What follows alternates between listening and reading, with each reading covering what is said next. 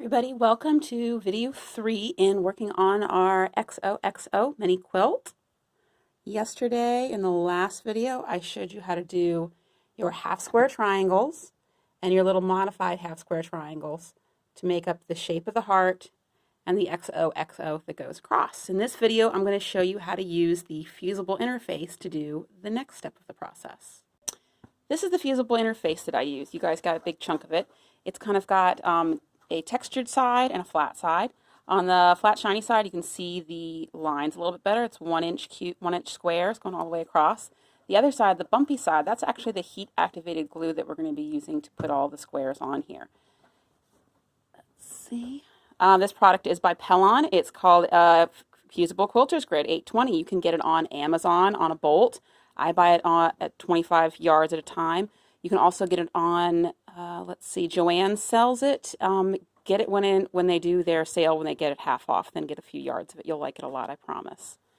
So we're going to need a flat surface, iron, and an ironing board. Go ahead and clean your iron if you haven't done it in a while. We're going to be using the iron a lot for this process.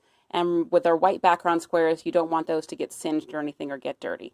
Before we start ironing these squares onto our fusible interface, let's take a look and make sure it says X, O, X, and O. Okay, I'm happy with that. Now I'm going to look at the placement of mostly my little tiny triangles on the modified half square triangles. Like, I don't want any of the red ones to be touching. They are the same ones. Also, if you want to be picky, a couple of the fabrics are directional. That means they have an up and a down. You can see all the hearts on this one are facing up. So maybe you want to be super picky and make sure that they're facing up on this one. I'm not. Okay, that one's not, but okay, see, so maybe I'm going to swap these two out. So that way when I rotate that heart is now up and down. Okay. X, O, X, O. Okay, and I'm also happy about the placement of the rest. So go ahead and make any changes that you want to do. The fusible interfacing material, it's actually pretty forgiving in that if you iron some on there and you decide, oh, well, that's facing the wrong way, or oh, that one wasn't supposed to be there, you can pull them off, and I'll show you how to do that in a few minutes. So I use one of the self-healing mats to stage out my project so I can carry it around a little bit. I've got my stack of white background squares, fusible interfacing, iron. And for anybody who's been over at my house before to sew, I've got Macy to help too. So we're going to start by doing 2 rows of the background squares.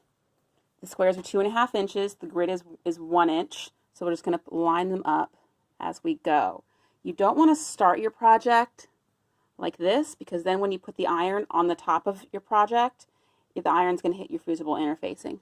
So start your first one just off on both sides, just by a little bit, by half a square or so, but line it up as you go. Do 2 or 3 and then hit them with the iron. I'm going to start with 4 on there. I've got my iron on medium, and I'm just going to hit the top half or the top 2/3 of the squares.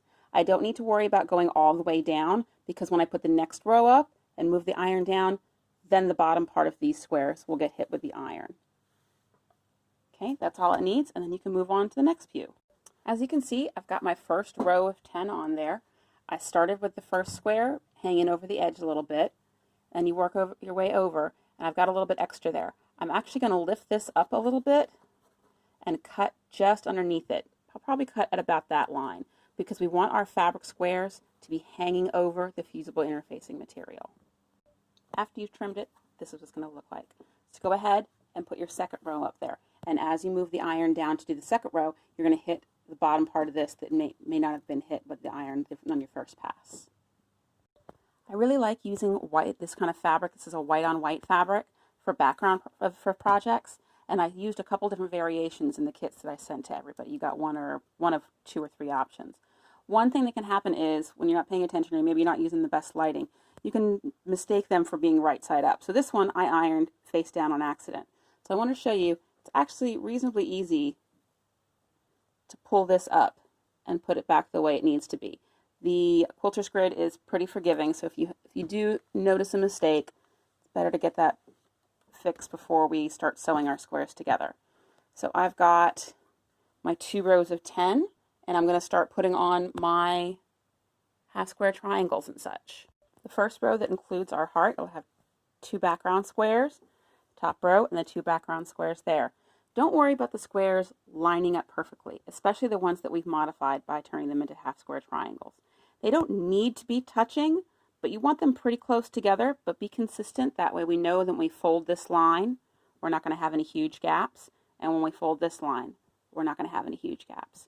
So you don't want them overlapping, but at the same time, you don't want any big spaces to go in between. Okay, let's do the next row. And then we'll do the next row. And another row. And another one. And another one. Only a few more. There's the last of the squares that make up my heart, and I'll add 2 more rows of background squares. Just like that. And the same way when we trimmed off the excess in the beginning, go ahead and take your scissors, peel up this bottom layer, and trim just underneath, so that way the fabric squares are going to be hanging over the edge of the fusible interface. And then we're done ironing everything on there. If you'd like, flip this over so it's face down and run your iron on the back to make sure all the squares are going to stay down. Especially pay attention to the little modified half square triangles we made. These little things like to flip up sometimes. You'll notice that this project seems pretty big. It's quite a bit bigger than our final project. That's because for every seam here, you're going to lose a 1/4 inch.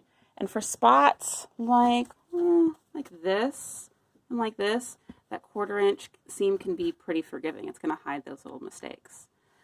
So get this done and make sure it says X. Oh, yeah, making sure hearts are going the right way. And I made sure that the couple hearts that are somewhat directional are going the right way, so I can be a little bit neurotic about that. The next video, I'm going to show you how to start folding and ironing and cutting and sewing and folding and ironing and cutting and sewing. What we're going to do is we're going to fold down this row, iron it nice and flat, sew a 1/4 inch seam all the way down, cut that seam open, flip it over, iron that seam open, and continue going all the way down. So stay tuned for the next video, guys. Thanks a bunch.